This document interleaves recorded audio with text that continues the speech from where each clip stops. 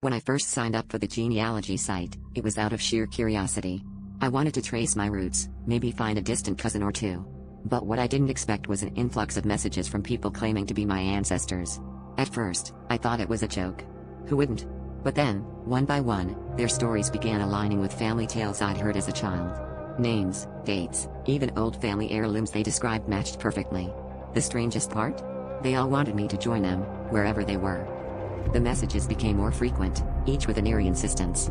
One user, claiming to be my great-great-grandfather, sent a photo. It was a picture of a dilapidated manor, its windows like dark eyes staring into the soul.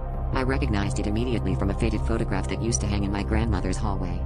The more I engaged, the more they revealed. The manor, they said, was my true home, a place I was destined to return to. But every time I asked for a location, they dodged the question, always saying, "Soon, you'll know." I tried to ignore them, but strange occurrences began in my own life.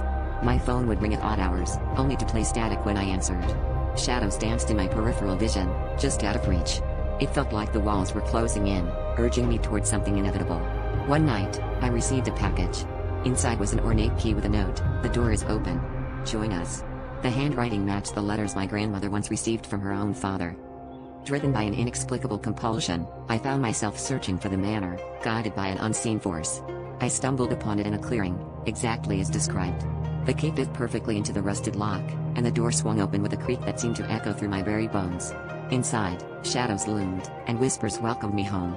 As I stepped over the threshold, the door slammed behind me, sealing my fate.